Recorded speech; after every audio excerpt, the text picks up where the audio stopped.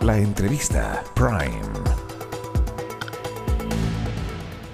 ¿Cómo están? Buenas noches, gracias por acompañarnos. La entrevista Prime la vamos a comenzar de inmediato, ni siquiera editorial. Vamos a aprovechar el tiempo y optimizarlo porque tenemos aquí entrevistada y, por cierto, de lujo y especialmente en un día muy noticioso, la ministra del Interior y Seguridad Pública, Carolina Toá. Ministra, gracias por estar con nosotros. Bienvenida, buenas noches. Gracias por la invitación. Ministra, parto preguntándole porque es de lo que ha marcado la agenda, ¿no? Si esperaba el gobierno este anuncio del gobierno argentino de comprometerse a acelerar la extradición de Galvarino Pablaza. No, la verdad, no estaba, pero era una posibilidad, la verdad, tampoco es tan sorprendente.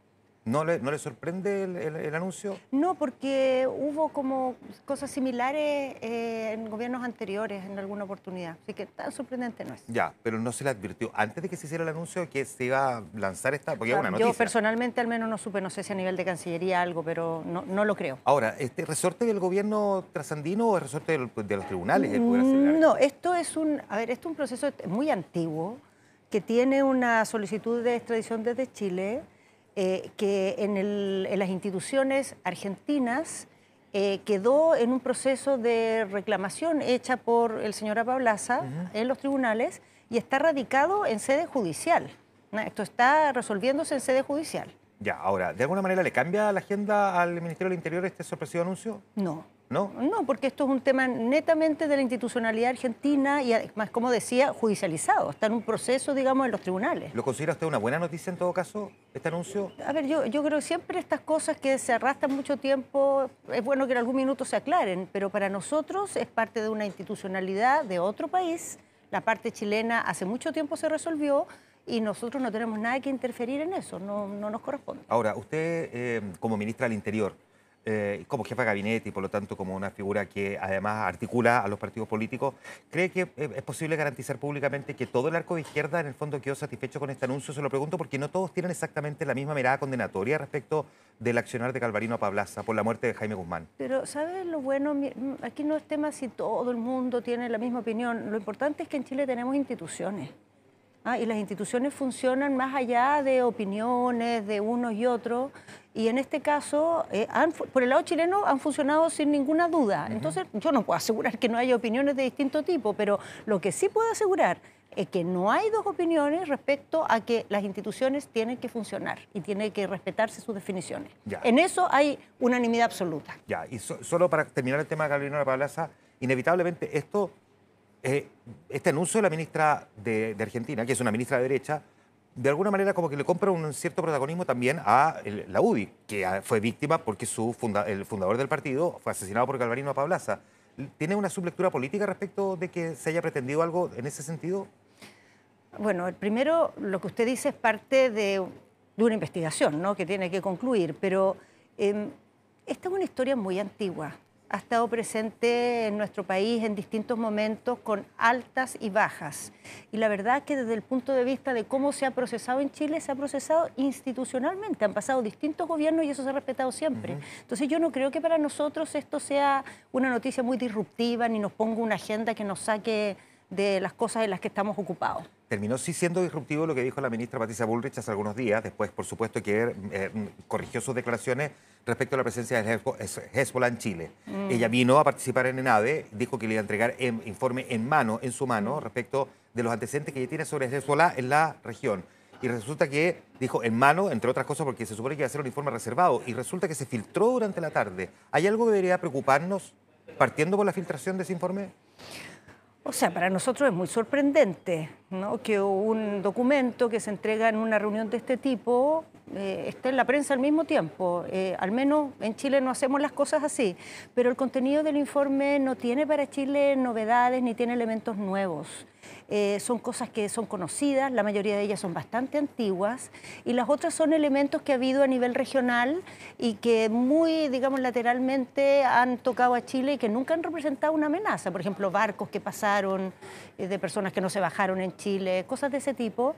Realmente para nosotros no hay cosas ni nuevas ni que sean objeto de una alarma particular. Pero dicho eso, Chile siempre monitorea estos temas y no solo lo monitoreamos, digamos, con nuestras instituciones, sino que también con los países amigos. Nosotros tenemos relaciones con muchos países que siguen muy de cerca esta temática y este grupo en particular, y con ellos estamos intercambiando permanentemente antecedentes, novedades, chequeando datos con ellos, y desde ese punto de vista tenemos la seguridad de que en este momento no hay ningún elemento para Chile de alarma en esta materia, más que la necesidad del monitoreo constante que lo tomamos muy en serio. ¿Por qué si efectivamente, tal cual como usted lo describe, que por lo demás ha sido reconocido tal cual por las propias autoridades investigativas norteamericanas, lo dijo nuestro embajador en Estados Unidos, Juan Gabriel Valdés, hace algunos días en una entrevista en Radio Infinita, es efectivamente así? ¿Cree que sin embargo al mismo tiempo vivimos un senador como Marco Rubio plantear algo total y absolutamente distinto? De que efectivamente el Hezbollah estaba con presencia en Chile, que tenía vínculos incluso empresariales. ¿Por qué cree que hay alguien intentando infligir un daño político a nuestro país? A ver, creo que estos son temas muy sensibles que se cruzan con muchas agendas, tienen que ver también con agendas de tipo internacional, ¿no? Posicionamientos en esquemas mucho más amplios, y además respecto a algunos países o algunos grupos tienen una sensibilidad particular.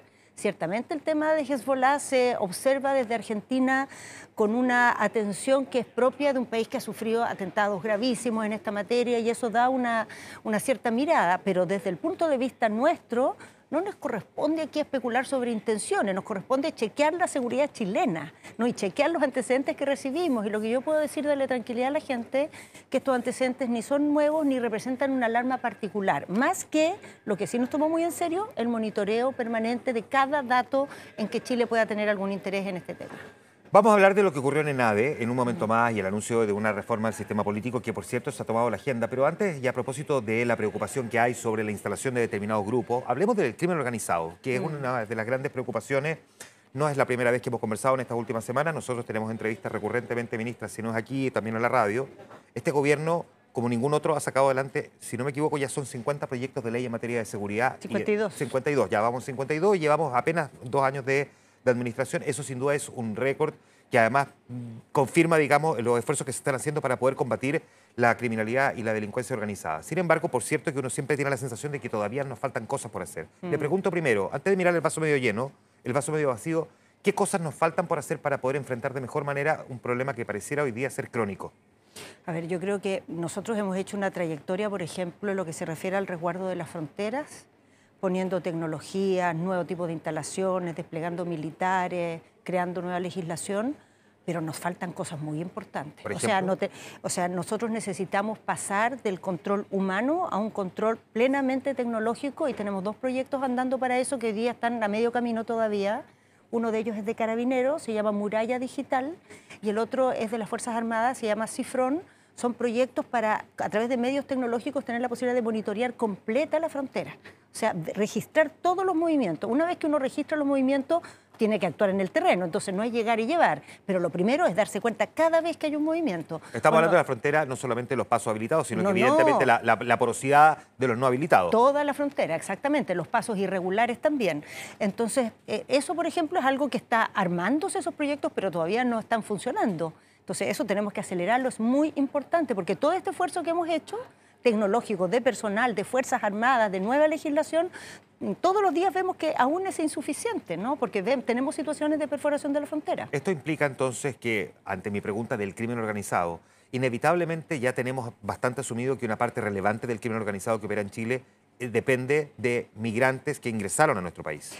A ver, ¿sabes que yo creo que independiente que haya participación de chilenos, ¿no? Diría extranjeros más que migrantes. Extranjeros, bueno.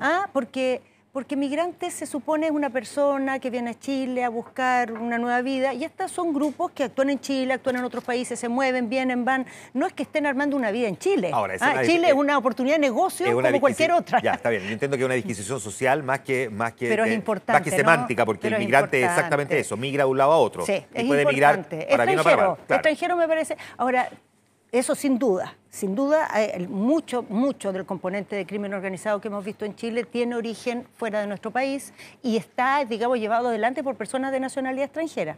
Pero hoy día tuvimos en ENADE una cosa que fue que fue gratificante de ver, porque en el debate se habló, por ejemplo, de que se está discutiendo en Argentina una ley para que las personas que participan en grupos de crimen organizado, cuando enfrentan la justicia, no respondan solo por el delito que cometieron, sino por el hecho de ser parte de un grupo de crimen organizado en sí mismo. Eso en Chile ya es ley, ya existe. Se habló hoy día de lo importante que es que todos los bienes que el crimen organizado tiene y que son producto de sus negocios, incluso las casas de los integrantes de estas bandas, los vehículos que ocupan, puedan ser decomisables y sean parte, digamos, de la sanción de estos delitos, el que el patrimonio que se hacen con estos delitos se lo arrebate el Estado. Eso en Chile ya es ley. Se habló hoy día de una colaboración que hubo en algún minuto con Colombia, para tratar que hubiera aquí la experiencia de poner cámaras a las policías. Aquí eso en Chile ya es ley y va a empezar a ser obligatorio los procedimientos más importantes y gradualmente se va a ir extendiendo. Entonces vimos hoy día en la conversación, viendo experiencias de otros países, que en Chile en muchas cosas ya hemos avanzado sustantivamente. Y en algunas cosas estamos realmente a la punta, en tener una agencia de ciberseguridad, por ejemplo, que en la región prácticamente no existe, o en la incorporación de tecnología como estamos haciendo de inteligencia artificial que conecta todas las cámaras, un piloto que está empezando en una parte de la región metropolitana. Eso es una cosa pionera en Latinoamérica, creo que solo existe en Sao Paulo. Ahora, ministra, nosotros tenemos en esta realidad del crimen organizado evidentemente una gran cantidad de recursos que está moviendo el crimen organizado. Hemos visto incluso los relatos que ha hecho la Contralora sobre el funcionamiento de esta barbería a las 3 de la mañana, inevitablemente. Hay quienes, y hay algunos cálculos, Sergio Ursúa, un economista de la Universidad de Maryland, que decía que se calcula que puede llegar a ser hasta de un 5% del Producto Interno Bruto, o sea, 16.000 millones de dólares, es muchísima plata. Si uno mira, por ejemplo, en el informe del Banco Central, el de la balanza de pagos, omisiones y discrepancia, hay plata que no calza que hay dando vuelta en Chile. ¿Cuán difícil es perseguir la plata detrás del crimen organizado? O sea, a mí me gusta cuando enfrentamos estos temas, enfrentarlos de manera en que abramos camino y busquemos soluciones. Si el crimen organizado mueve tanta plata, tenemos que perseguirlo a través de la plata. Para eso necesitamos que se apruebe un proyecto que está en el Parlamento, que se llama Inteligencia Económica, que permite que los movimientos financieros sean vigilados con una perspectiva de inteligencia criminal y que detrás del dinero esté siempre el Estado y adelante también, porque cuando uno tiene inteligencia, empieza a pesquisar los movimientos anómalos y empieza a adelantar que ciertos movimientos tienen como destino, por ejemplo, eludir ciertas normas o esconder cierto patrimonio, lavar activos o hacer pagos de algún tipo que no se quiere que queden reflejados. Para eso sirve la inteligencia económica. Ese proyecto está presentado desde el año pasado y es en realidad la manera más moderna y más limpia que se persigue este crimen. Porque los criminales que se dedican a estas cosas, de lo que andan detrás es de ganancias.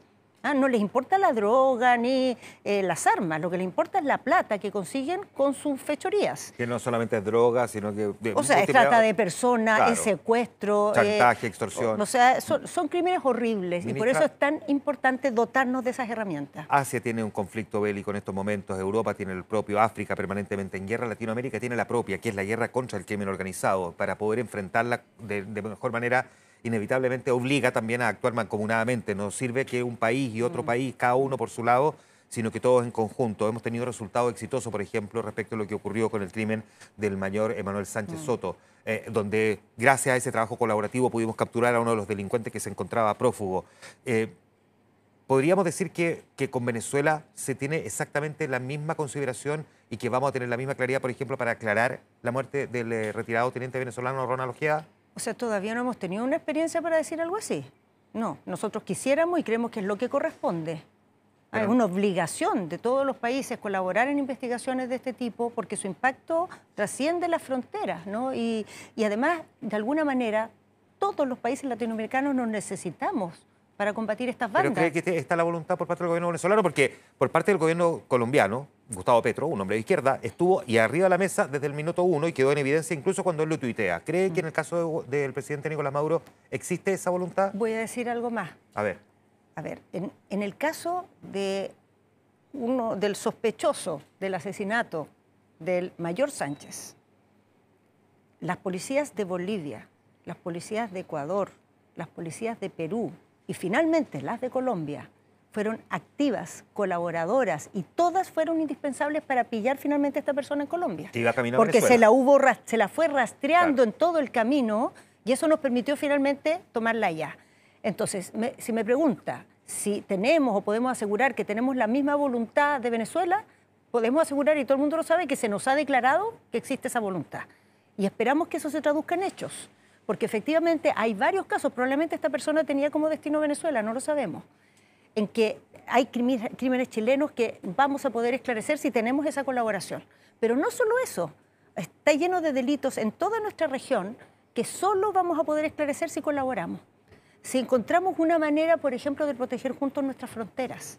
Las fronteras siempre han sido en una región donde el nacionalismo es fuerte, punto de división entre los países. Hoy día tienen que ser un punto de intercambio, de colaboración, si no, quedamos en desventaja con el crimen organizado. Ahí hay un punto, porque si en general la gran discusión que hemos tenido respecto de la porosidad de nuestras fronteras es que están ingresando extranjeros a delinquir, al mismo tiempo también tenemos una duda respecto de cuánto estamos custodiando nuestras fronteras para que los delincuentes que cometen el delito después no salgan, que fue el caso del asesino del teniente Ojeda o del mayor Sánchez. ¿Cuánto ojo estamos poniendo no solo los que intentan ingresar, sino los que están saliendo?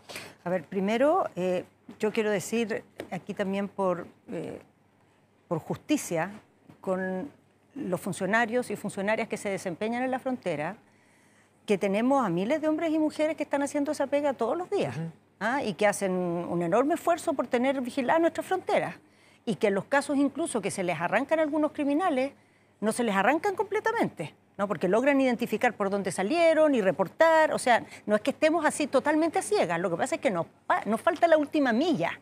Nos falta la última milla, que es llegar un poco antes, que es alcanzar a detener ese vehículo que empieza a circular y que logramos saber qué pasó por ahí, pero no lo alcanzamos a pillar. Y aquí hay un trabajo, digamos, bien esforzado en condiciones que han sido en gran parte del tiempo poco favorables para las personas que hacen este trabajo. Entonces, por eso es tan importante reforzar esta labor, por lo que entra y por lo que sale, y reforzarla en conjunto. Porque si nosotros tenemos unos estándares, pero Bolivia tiene otros, o Perú tiene otros, o Argentina tiene otros, no funciona. Si nosotros revisamos mucho los autos, pero no los revisan allá, no funciona. Si nosotros tenemos la información, pero no la recibimos de allá, no funciona. Y viceversa también, ¿no? Esto es también un deber nuestro con los demás, no solo una exigencia. El gobierno presentó en estos días también, o se conocieron en estos días, datos que muestran una disminución de los homicidios.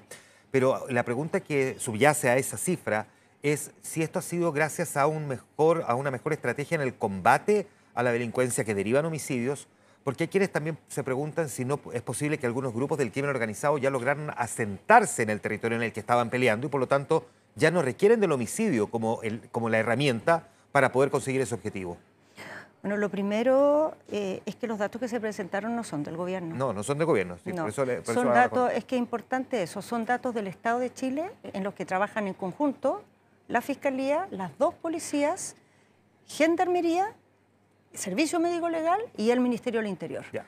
Hay una disminución de un 6% en sí, ese sentido. La pregunta es por una mejor estrategia en el combate al crimen organizado o porque eventualmente hay grupos del crimen organizado que ya no requieren del homicidio para poder asentarse en un determinado territorio? A ver, yo escuché eso, apenas se dio este número, salieron esas teorías. Y cuando uno indaga en base a qué se señala aquello, yo no encuentro ningún antecedente. Y sí encuentro muchos antecedentes de cómo hemos mejorado la persecución penal. Mañana la Fiscalía va a dar su cuenta pública y va a mostrar cómo han mejorado ellos la persecución penal. Encuentro los datos de las bandas desbaratadas, que el año pasado fueron más de 9% más que el año anterior. Encuentro los datos de cómo se ha extendido la presencia policial, los operativos, los decomisos, la fiscalización de armas. Encuentro datos para decir que el Estado se ha desplegado, que la sociedad chilena se ha desplegado, que los municipios, que el Parlamento con legislación. Entonces, ¿por qué tenemos siempre que preferir una explicación para la cual no tenemos evidencia y que nos dejan una posición, digamos, sombría? Hay que ser cautelosos en seguridad, no hay ningún triunfalismo. Pero esta actitud del catastrofismo per se, como algo, digamos, que sería más inteligente o más útil, no es así. Tenemos que hablar con realismo, con datos, con evidencia, no poner, como dijo hoy día el presidente, no, el ministro Marcelo dijo, no tanto adjetivo calificativo y más sustantivo. Entonces, si alguien tiene esa opinión, me gustaría conocer su evidencia. Yo tengo de la otra.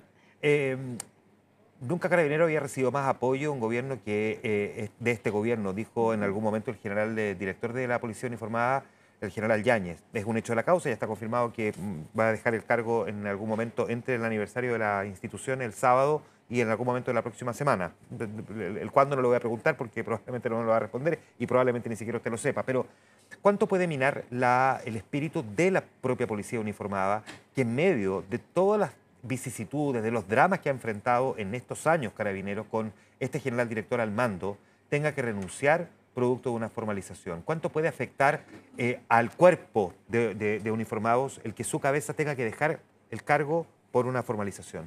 Bueno, yo creo que sin duda afecta. Somos seres humanos, tenemos orgullo de nuestras instituciones. Cuando hay traspiés como este, que sin duda lo es, preocupa, pero quienes trabajamos en instituciones que tienen desafíos complejos y que enfrentan vicisitudes todo el tiempo, también tenemos que estar preparados para enfrentar esas dificultades, ¿no? Y yo creo que la institución de Carabineros y la gestión del general Yáñez tienen una valoración, más allá de que hay una investigación judicial que tendrá que seguir su camino, que no está en duda. O sea, lo que se ha avanzado, Carabineros es una institución que estuvo en el piso hace muy poco tiempo atrás y que hoy día tiene una valoración ciudadana muy distinta y tiene resultados que mostrar. Resultados de su despliegue, resultados también de cómo se ha ido, digamos, fortaleciendo a partir de los recursos que se han entregado en la nueva legislación que se ha aprobado. Estos datos que hablábamos recién, de esta reducción de homicidios, detrás de eso el trabajo de miles de carabineros y carabineras. Entonces yo no voy ni pienso que esto no afecte, pero estoy convencida que es una institución que está preparada para enfrentar esto y mucho más. Y que va a lograr superarlo y nadie se va a distraer de su trabajo por esto. Y partiendo por el general Yáñez, que lo ha visto haciendo su trabajo sin parar. Porque son evidentemente relaciones humanas y son personas, como dice usted. ¿Cuánto le afecta a usted el que el general director con el que ha trabajado estos años tenga que pero dejar? Sin duda, y somos seres humanos y uno tiene ciertamente sus opiniones sobre las cosas, pero tenemos que ser capaces de ponernos por encima de eso, ¿no? Y eso es lo que hemos hecho nosotros, lo ha hecho el presidente también y también lo ha hecho el general Yáñez. ¿Sí? ¿Y cree que al presidente también le afecta el que el general Yáñez con quien desarrolló esa relación? No voy a entrar en ese análisis de las emociones del presidente. Pero más que una cuestión de emociones, es una cuestión de relación, con quien uno desarrolla una relación. A ver, yo lo diría así, nosotros hemos trabajado bien, hemos sentido que se ha generado una relación de colaboración, de confianza, y uno no quisiera tener que enfrentar estas cosas y tantas cosas, pero cuando nos toca enfrentarlas, bueno, hay que darles cara y hay que resolverlas. Y no andarse quejando por la vida, por lo difícil que es el mundo, porque para eso estamos acá, para enfrentar las dificultades que nos tocan. Entre las dificultades que le toca al gobierno y a usted que le toca también tener que abordar y permanentemente, ¿no?, los vericuetos de cómo es nuestro actual sistema político y donde todos, esta pareciera, cada vez vamos entendiendo más la necesidad de hacerle correcciones a la modificación que se le hizo a mediados de la década pasada. El mismo presidente hoy día confirma y que quiere que sea en este gobierno, por lo tanto despeja la duda de si será o no en este gobierno, si será antes o después de la aprobación de determinadas reformas. ¿Qué diría usted que es sí o sí necesario corregir del sistema político tal cual como lo anuncia hoy el presidente? A ver, voy a partir por qué no hay que corregir. Porque se ha generado una confusión en el sentido como que habría que revertir la reforma que hizo la presidenta Bachelet. Y volver al sistema binominal. Sí, y la verdad es que yo no veo que eso esté planteado en ninguna parte. Nadie está diciendo que dejemos de tener un sistema proporcional.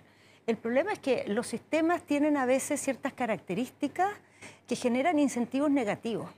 Y el nuestro ha generado como una especie de premio a dividirse, a actuar solo, a fragmentarse, por una combinación de factores. Eso hay bastante acuerdo que es un problema. Entonces, uno tiene que buscar en política, en la sociedad, en la democracia en el fondo, ni siquiera en el Parlamento, en la sociedad en general, para que funcionemos, tenemos que ponernos de acuerdo, agruparnos. Es decir, nosotros, mira, tú piensas esto, yo pienso esto otro, pero estamos de acuerdo en esto, lo fundamental, empujemos en esa dirección. Bueno, si el sistema político no hace eso y no incentiva que la gente se ponga de acuerdo y se junte y priorice las cosas en que tiene un cierto entendimiento, es casi imposible tomar decisiones. Entonces tenemos que hacer un cambio de ese tipo, no nos corresponde a nosotros, el gobierno ha dicho que no va a ser el líder de esto, pero va a respaldar que se construya un acuerdo que vaya en esa dirección y lo va a agradecer. Para entender bien, ministra, porque si no me falla en mi memoria, hasta el 2015 creo que teníamos en el Congreso 8 partidos políticos. Después de la reforma del 2015 llegamos a tener 22 partidos políticos en representación en el Congreso. Creo que son 41 diputados independientes y 8 senadores independientes. O sea, y cada independiente en el fondo es como negociar casi que con un partido. O sea, es voto a voto. Lo vimos en la negociación, por ejemplo, para nombrar a la mesa de la Cámara.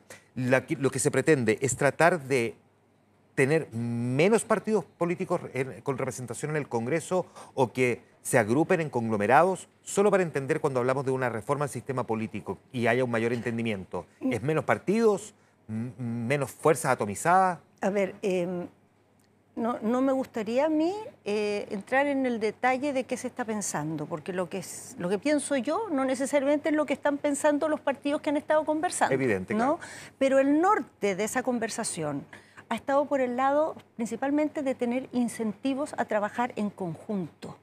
No incentivos que premien el dividirse, el irse por fuera, el tener una conducta como, digamos, individualista, o el ser electo por un sector y después irse a otro sector, entonces la gente no sabe qué está eligiendo. Y que no haya un castigo a esa decisión. Y que la gente no tenga cómo saber. O sea, tú votas por alguien y no sabes por qué estás votando realmente, dónde va a terminar eso. Exacto. Entonces, ir en esa dirección. Ahora, ¿cómo concretamente nosotros como gobierno vamos a estimular, aplaudimos y consideramos necesario que se haga un acuerdo? Dijimos, cuando fue el proceso constitucional, y queremos ser bien fieles con ese compromiso, que la sociedad no aguantaría que entráramos de nuevo en una discusión y estuviéramos meses trabados hablando de esto. Ya tuvimos 2 procesos constitucionales sin resultado. Entonces creo que aquí hay una oportunidad, pero tenemos que ser serios con la gente. Si se ponen, ya el debate ya se dio. Tuvimos 2 procesos constitucionales. Todos sabemos las alternativas que hay, las propuestas que hay. Nos sentamos, buscamos un acuerdo. Si lo hay, se vota. Si no, seguimos en otra cosa. Okay. Pero parar el país para estar centrados en este debate sería para los chilenos y las chilenas insultante. ¿Qué es lo que le dejó al final del día en este partido caliente, como lo describió el presidente Gabriel Boric al comienzo de la nada esta mañana, en las previas de declaraciones, relación empresario-gobierno? Al final del día, el Encuentro Nacional de la Empresa, en materia de la relación el mundo empresarial con el gobierno, ¿qué es lo que le dejó a usted? Pucha, a mí siempre me deja la sensación estos momentos en que nosotros tenemos un país lleno de posibilidades, tenemos un país que tiene desafíos que están al alcance de nuestra mano, y donde fallamos es en la manera de resolver nuestras decisiones, de lidiar con nuestras diferencias. Nos gusta exacerbarlas, nos gusta transformarlas en una posibilidad de descalificar al otro, nos cuesta tanto ponernos en un espíritu de debate racional, sereno, constructivo y firme, porque nada de esto es incompatible con ser firme en tus ideas. Creo que el tono de nuestra conversación es nuestro principal problema en Chile. Hoy día lo vimos Lo dice universalmente, no solo de un sector. No, universalmente, cómo se discute en el Parlamento, cómo se discute en los medios de comunicación, cómo se discute en el debate político. Creo que la prueba de eso es que tenemos tantos debates que no cierran en ninguna parte. Porque al final, ¿cómo se cierran las discusiones? Chile no es un país que esté tan polarizado en sus posturas. Es un país más bien donde nadie quiere ceder. Porque al final, para construir acuerdos hay que hacer sacrificios. Entonces tienes que decir, ¿sabes qué? No me la voy a llevar toda. Voy a concederte este punto. Y aquí en Chile la gente ha dicho sí a los acuerdos, pero a la hora de sentarse no quiere hacer ningún sacrificio. Ya, eso que dice es tan cierto como cierto es también que en el caso del mundo empresarial, los empresarios pueden tener una opinión, pueden plantear alguna cosa, pero ellos, en estricto rigor, no son los que emiten votos ni los que resuelven cómo se discute un proyecto de ley. Ellos pueden plantear si están de acuerdo o no con pagar impuestos, de acuerdo o no con 45, 40, 48 horas. Pueden plantear montones de cosas. Pueden el gobierno interpretar que están aportillando incluso propuestas del gobierno, pero a ellos más bien lo que les corresponde es acatar una legislación. Usted dice que aquí a los que les corresponde ceder en este caso es de lado y lado solo a la clase política. O sea, a todos, porque a quienes tomamos las decisiones al final somos las autoridades que la sociedad nos ha dado la responsabilidad de estar a la cabeza de las decisiones públicas. Pero todos nosotros funcionamos, no solo entre nosotros, funcionamos en un clima de opinión. Y ese clima de opinión lo construimos colectivamente.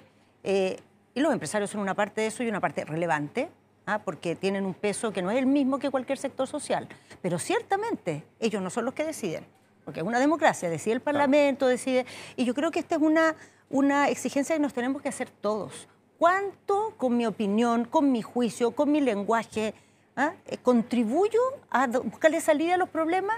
¿O cuánto simplemente a cobrarle a los demás, en hacer ver que no estuve de acuerdo, en hacer ver que se equivocó no sé cuándo, que cambió de opinión?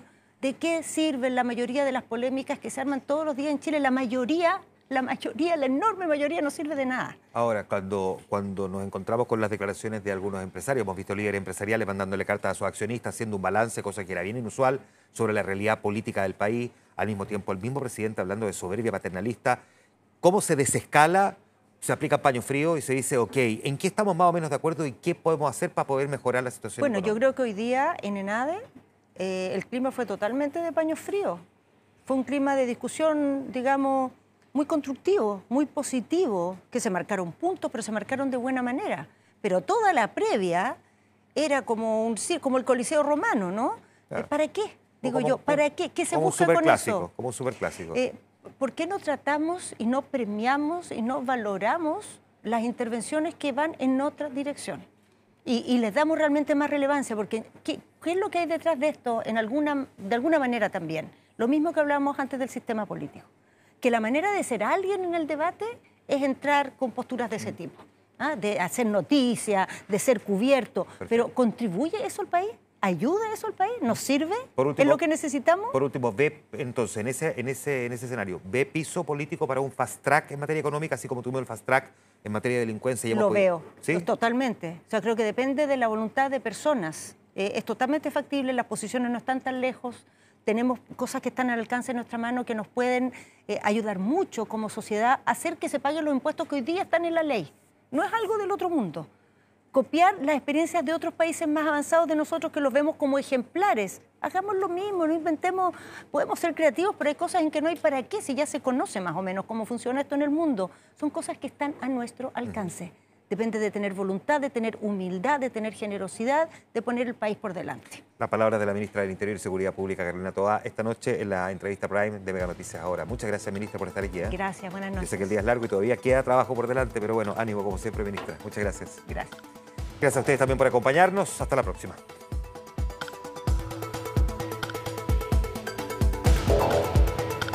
La entrevista Prime.